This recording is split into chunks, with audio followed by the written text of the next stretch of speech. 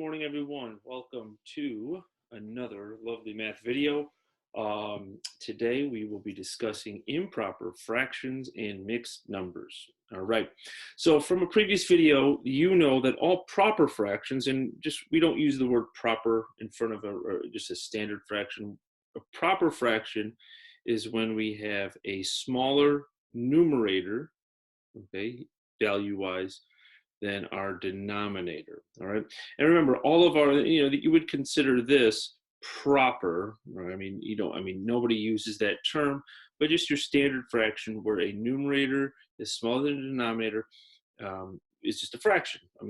Improper today, we're going to see is when they are above a certain value.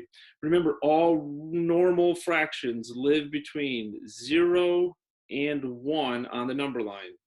All right. So millions, billions, trillions of fractions that live between 0 and 1. All right. So remember what a standard fraction shows you. It means that you have had something, but not, bigger than 0, but just a little bit less than 1. You could be anywhere in between 0 and 1, but standard fractions all live between 0 and 1. Now, when we get to improper fractions and mixed numbers today, these are fractions or whole numbers that are greater than 1. So if we were looking at our number line here, these numbers go on forever and ever and ever after 1. All right. To put it in another way is this: if you were to have 3 pancakes and 2 people, okay, would you get more than 1 whole pancake? And the answer is yes. All right, this person would receive 1 pancake, this person would receive this pancake, and if you wanted to, you could cut that in half, and this goes to person 1, this goes to person 2. So each person would leave with 1 and 1/2 of pancakes in their belly.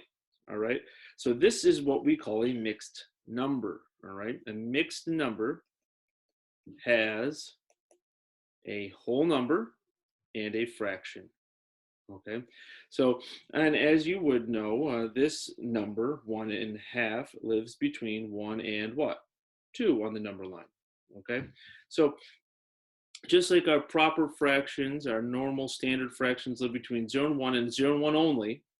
Okay, these mixed numbers, when they have a whole number and a mixed number, can live in between numbers on the number line. All right. So mixed numbers and improper fractions are related. They're the same thing, but just in a different format. All right. So just if we went back to this pancake problem and we said, you know what, let's cut all of these into halves. Okay. And this goes to person 1, and this goes to person 1, and we already have this one for person 1. We have this for person 2, this for person, and this one for person 2. How many halves are they getting? Well, this person is going to walk away. Let's say person 1 over here is going to get 1, 2, 3 halves, which looks like this. And now this person over here will also get 3 halves. This right here, folks, is the improper fraction.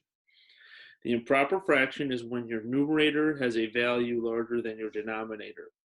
Okay, and this is a way. So you might say, well, why do we need to have both? Why do we have to have mixed numbers? Why do we have to have improper fractions? The answer is very simple.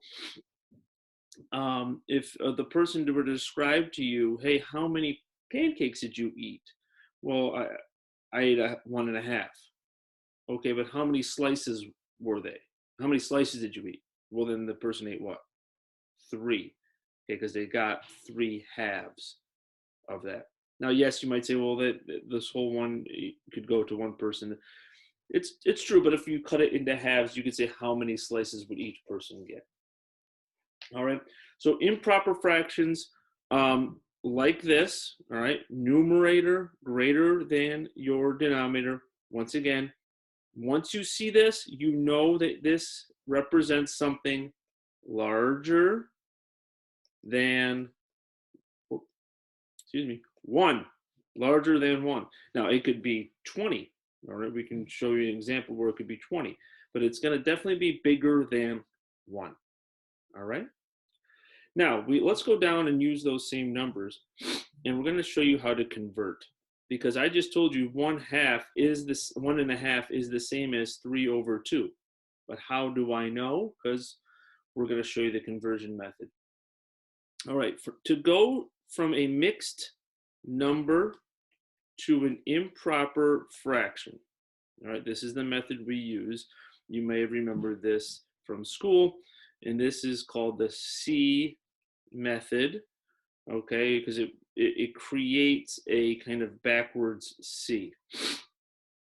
So if we have 1.5, all right, we want to know what that would look like as an improper fraction. We already know the answer, but let's show it to you using the method. You always start with your denominator, and you go around this way to create a improper fraction.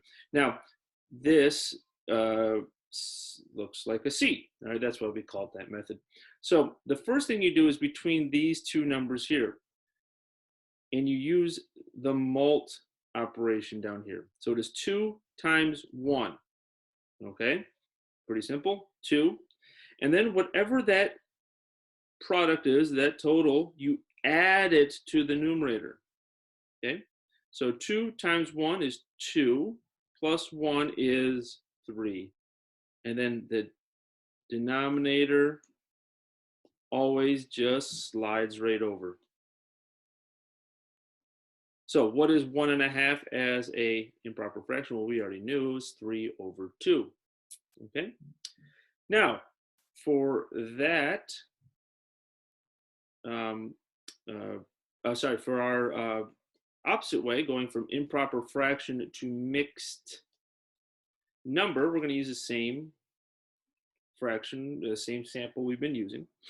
And this method is, pretty simple. We've heard this before. In over out. In over out means that this is your in number for division. This is your out number. So basically your dividend and your divisor. All right, your divisor for the people who want visor goes down here, sorry, and dividend goes up here. So 3, all right, and 2 out. How many times can 2 go into 3? 1 time. 1 times 2, 2. Subtract. Right here is 1, and then we stop. We don't annex zeros for this. That is not what we're going to do. I mean, if we were doing decimals, which decimals, fractions are the same thing, we would add a decimal and go on. It would be 1 2/5. 1.5, excuse me. But we do not annex zeros here if we're doing mixed numbers. You have all the pieces you need to assemble your mixed number. So this is your whole number.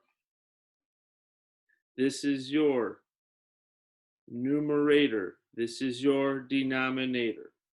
Okay, so your whole number is how many times your 2 can go into 3? 1. Your denominator always pretty much stays the same, and this is your numerator. All right, so those are the two methods that we use to go from mixed numbers to mixed numbers to improper fractions, and improper fractions to mixed numbers. All right, so C method, in over out, is your way to remember these methods. All right, any questions, feel free to leave a comment, and we'll see each other soon. All right, everybody, bye-bye.